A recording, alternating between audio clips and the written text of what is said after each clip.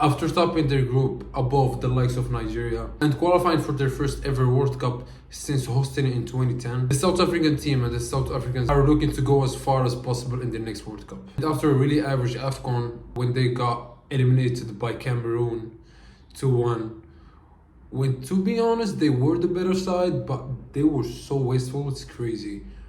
Foster missed a lot of chances. They scored the goal and he was offside, and yeah, but didn't get the win against them. But that's not the problem. Evelyn Marsh losing to Panama and then drawing against Panama. Losing and drawing to Panama is not really a good thing. But they are looking to redeem themselves in the next World Cup. I mean, especially if you look at their group, it's not really the hardest group. I mean, I'd say the A group, which is the South African group, and the B group are the two easiest groups they could have wished for, especially the group B. It's like a Europa League group in the World Cup. So South Africa was really blessed by that draw. But honestly, I can see them winning that group, or I can see them finishing last in that group, to be completely honest. The level of the teams is so close. Czechia, which are probably the best team on paper, or Mexico, they're probably the best team on paper with their players, and they're obviously, and they will be hosting all the games, so that's a plus too. And they've got Czechia, which did win against Denmark and Ireland, but both on pens, both with clutch games from Shochk, who I don't know why he's still playing as a midfielder. Like, someone needs to put the guy on top. It's just like McTominay, United, he was a wasted potential, and then when he went to Napoli, he just exploded. I think the same can happen with Shochk. The only difference is the age, obviously. And South Korea, who didn't have the best March window either. They lost 4-0 to Ivory Coast, who are a really good team, by the way, but yeah. I'll leave that for after. But with a mixture of domestic players and some players that play abroad, I mean, it's mainly domestic players from Sundowns, Orlando Pirates, and some players from Kaizer Chiefs. And Sundowns, by the way, they are a really good team. They play really good football.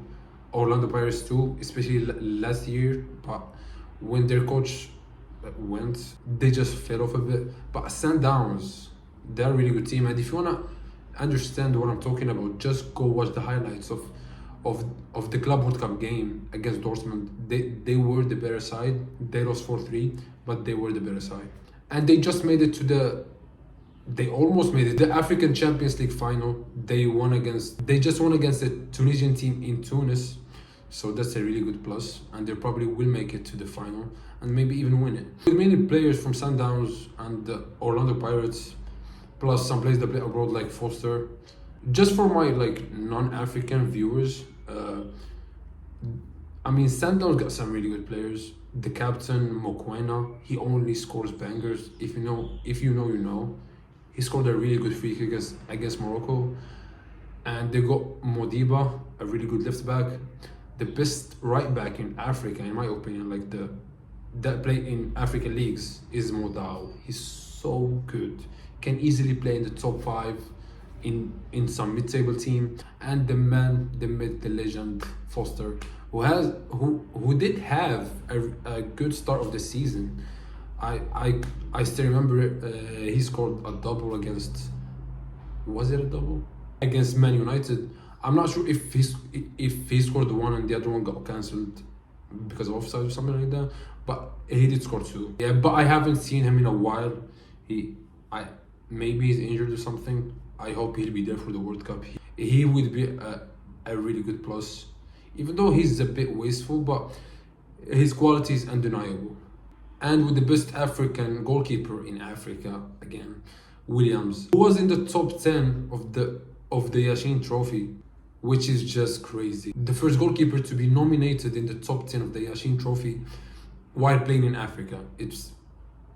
He deserves it 1000%. He's one of the best ball-playing goalkeepers. I mean, he does make some errors from time to time, but if you make risk at some point, you're going to misplace a pass or something, it's fair. But he does help his team and his country a lot. And we can't forget his performance He literally carried South Africa into the semifinals of the 2023 AFCON. I'm pretty sure he's the first goalkeeper ever to save 4 penalties in one shootout. Like, honestly, what a goalkeeper. And with a coach like Hugo Broos, the Belgian coach, who already won the AFCON in 2017 with Cameroon. He is like a good coach. He plays football. He plays good football. Just watch South Africa in the last AFCON. Don't watch the March games. Yeah, don't. Just watch the last AFCON. The game against Angola was just amazing. I still remember that game. It won't be crazy to say that they play the best football in Africa, even though you got teams like Senegal, like Morocco, like Algeria, Nigeria, which they came above in the qualifiers, which is crazy to me because Nigeria, for me, are in the top 3 best teams in Africa easily. So yeah, we are going to miss them in this World Cup, but yeah. So South Africa will kick off their World Cup journey with a 2010 replica of the first game. They will play against Mexico, but this time in Mexican soil. Honestly, I can see the South African team winning the group. It won't be crazy to me. I wish them all the best. I really think they can do it, but just one thing.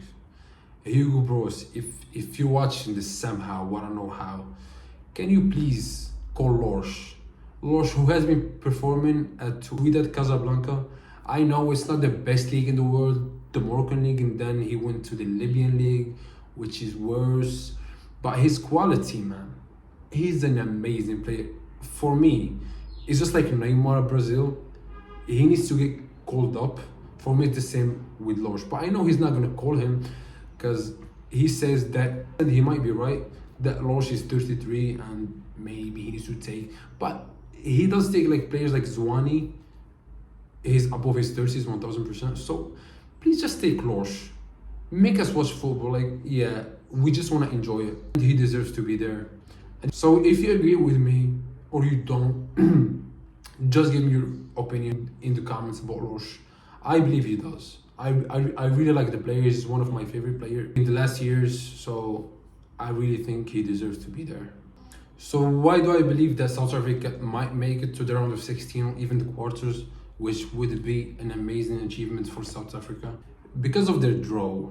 If they were in a tougher draw, I wouldn't necessarily say that. But their draw, I mean, if they come first, they will play a 3rd place team, which is possible for them to come first. So they will face a 3rd place team, which should be winnable in most cases. And even if they come second, they will face the second of the Group B, which is the Europa League group of the World Cup. So they will either face Canada or Qatar or or Bosnia. Yeah, there might be the best team, or Switzerland. If they don't face Switzerland, I think Switzerland will top the group, so they won't face them. So it will either be Canada or Bosnia or Qatar. They're all winnable for South Africa. So that's what I think. They might be able to reach the round of 16, or even though go with the momentum and everything and reach the quarterfinals. Why not? So that was the vid, guys. If you enjoyed it, don't forget to drop a like and subscribe to me, please. I'll be making a lot of content about the World Cup, African teams, Asian teams, anything. And don't forget to drop a comment about the Lorsch situation or anything, or any video ideas, or yeah. Thank you.